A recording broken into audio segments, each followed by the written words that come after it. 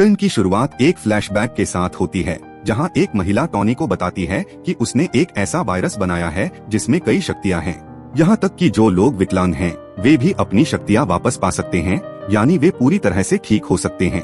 तभी एक चश्मा पहने वैज्ञानिक आता है और टॉनी से कहता है कि उनकी कंपनी एक बड़ा प्रयोग करने जा रही है, जिसमें बहुत सारे उन्नत उपकरणों का उपयोग होगा। वह टॉनी को अपनी कंपनी में शामिल होने का प्रस्ताव देता है। टॉनी उस प्रस्ताव से प्रभावित होता है, लेकिन वह इसे ठुकरा देता है और वहाँ से चला जाता है।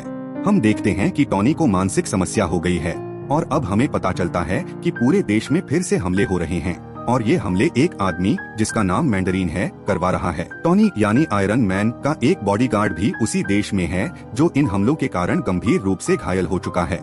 टॉनी उससे बहुत प्यार करता है, इसलिए उसे गुस्सा आ जाता है। वह एक प्रेस कॉन्फ्रेंस करता है और कहता है कि अगर ये हमले नहीं रुके तो वह मैंडरीन के साथ बुरा व्यवहार करेगा। लेकिन यह बात मैंडरीन को बिल्कुल पसंद नहीं आती और वह टॉनी के घर पर हमला करवा देता है, जिससे टॉनी का घर पूरी तरह से नष्ट हो जाता है। इस समय टॉनी के साथ वही लड़की भी थी जिसने वह वायरस बनाया था। आयरन मैन अपना सूट पहनता है और उस लड़की को बचाकर वहाँ से ले जाता है, लेकिन उसके सूट में एक गलती हो जाती है। जिस जगह उसे लैंड करना था वह वहाँ नहीं पहुँचता, बल्कि एक ऐसी जगह गिर जाता है जहाँ बर्फ गिर रही होती है। फिर भी उम्मीद अभी भी बाकी है, क्योंकि सूट में जो शक्ति बची थी वह उसे उस जगह वापस ले जा सकती थी जहाँ वह जाना चाहता था। दूसरी ओर पूरी दुनिया काफी दुखी है, क्योंकि उन्हें लगता है कि टॉनी उस हमले में मारा गया है जो उसके घर पर हुआ था, क्योंकि उसके बाद टॉनी किसी को दिखाई नहीं देता। आयरन मैन जिस जगह गिरा था वहाँ उसे एक बच्चा दिखाई देता है और वह उससे बातें करने लगता है, क्योंकि वह बच्चा उसे बहुत मासूम लगता है। टॉनी देखता है कि वह जगह भी तबाह हो चुकी है और उसी तरह से यह तबाह हुआ है। जिस तरह से टोनी के घर पर हमला किया गया, उससे यह स्पष्ट होता है कि इसमें जरूर मैंडरीन का हाथ है। अब वह सभी मामलों पर रिसर्च करने लगता है और उसे पता चलता है कि ये विस्फोट किसी हथियार से नहीं, बल्कि उन सैनिकों द्वारा किए गए हैं जो सुपर पावर रखते हैं। टोनी मैंडरीन की लोकेशन के बारे में पूछता है, लेकिन उसे कुछ नहीं मिलता। आश्चर्यजनक रूप से एक बच्चा उसे मैंडरीन की लोकेशन बता देता है। विलेज में टोनी ने कुछ हथियार भी तैयार कर रखे थे जो वह अपने साथ लाया था। वहाँ उसे पता चलता है कि मैंडरीन असल में था ही नहीं, वह तो केवल ड्रामा कर रहा था। वहाँ सिर्फ एक आदमी था जो उस जगह की वीडियो बनाकर प्रकाशित करता था। फिर हम देखते हैं कि वही चश्मा पहने वैज्ञानिक टोनी से मिलता है और उसे बताता है कि ना तो उसे कोई आयरन सूट मिला था और ना ही उसका गेट अप था। वह बताता है कि उसने वही वायरस इस्तेमाल करके अपनी डिसेबिलिटी को खत्म कर दिया है और अब वह काफी मजबूत हो गया है। वह वैज्ञानिक टोनी को बताता है कि उसने उसकी सचिव को भी किडनैप कर रखा है और उसे उसका वीडियो दिखाता है, जिसमें वह उस लड़की को वहीं पर शूट कर देता है। हम देखते हैं कि वह वैज्ञानिक काफी उन्नत तकनीक का उपयोग करता है, जिसकी वजह से उसकी लोकेशन को कोई भी ट्रैक नहीं कर पाता। वहाँ वार मशीन भी होती है जो टोनी का दोस्त है। वह ट्रेस को यानी वार मशीन को अपने पास लाता है, लेकिन टोनी भी काफी शक्तिशाली था और वह वहाँ से भाग निकलता है, क्योंकि उसे मैंडरीन की लोकेशन का पता लगाना था। इसी दौरान टोनी को पता चलता है कि वह वैज्ञानिक उस एडवांस ट्रेस को चुराकर यूएस के राष्ट्रपति को मारना चाहता है और इसके लिए उसे कुछ भी करके उसे रोकना होगा।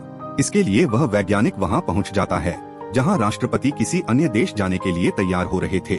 वह उसे किडनैप कर लेता है और अपनी गुप्त लोकेशन पर ले जाता है जहाँ कोई नहीं पहुँच सकता था। लेकिन टोनी वहाँ पहुँच जाता है क्योंकि उसके पास उस छोटे बच्चे की जानकारी थी और टोनी बहुत प्रतिभाशाली था। टोनी वहाँ जाकर सभी राष्ट्रपति को भी बचा लेता है।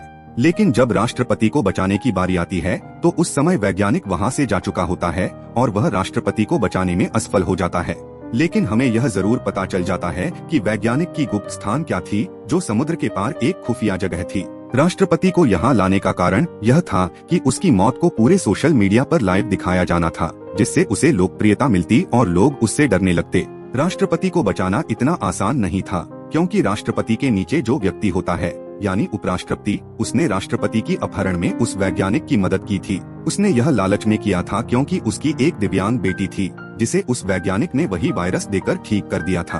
अब हम देखते हैं कि टोनी और उसका काला दोस्त उस खुफिया जगह पर होते हैं, यानी समुद्र के पास। टोनी अपने दोस्त से कहता है कि वह अपनी सहायक यानी सीईओ को बचाएगा और तुम जाकर राष्ट्रपति को बचाना।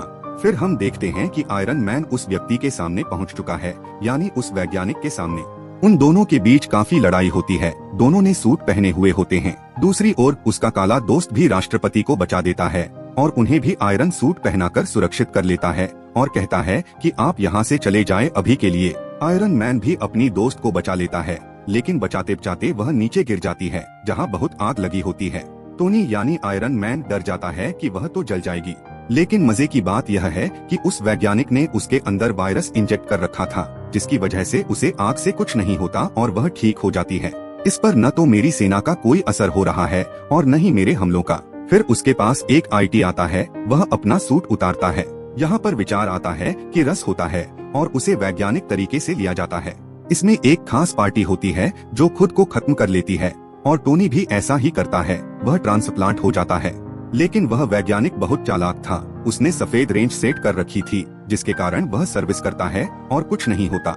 बस इतना है कि वह चल चुका था, लेकिन स्टैंड में अभी भी काफी पावर थी। तभी वहाँ पर एक महिला आती है और वह वैज्ञानिक को पूरी तरह से मार देती है। अंत में बिग बॉस मर जाता है और वह यॉन के पास जाता है, जहाँ दोनों एक दूसरे को गले लगाते हैं और यह कॉन्फ्रेंस करते हैं कि वे एक दूसरे को पसंद करते हैं। वहीं एक धार्मिक व्यक्ति कहता है कि खुद को खत्म कर लो और ऐसा ही होता है। आसमान में ऐसा लगता है जैसे फाइबर चल रहे हों। फिर हम देखते हैं कि पुलिस ने वाइस प्रेसिडेंट कबीर को गिरफ्तार कर लिया है। इसके बाद हम देखते हैं कि पूनिया का फायर एलिमेंट काफी मशहूर हो चुका है और दुनिया के बड़े बड़े सेवाएं उसका ऑपरेशन करती हैं। इसमें जो टमाटर के पीछे सोते हैं उन्हें निकाल दिया जाता है। यह बहुत बड़ा गुय है, यानी उसे किसी खूबसूरती या किसी स्कूल की नई ड्रेस की जरूरत नहीं है। वह स्कूल को पानी में फ्रेंड है और उसकी पूंछ को अपने सीरियल को भी ठीक कर दिया जाता है। यहाँ पर यह एक हैप्पी एंडिंग होती है। धन्यवाद देखने के लिए।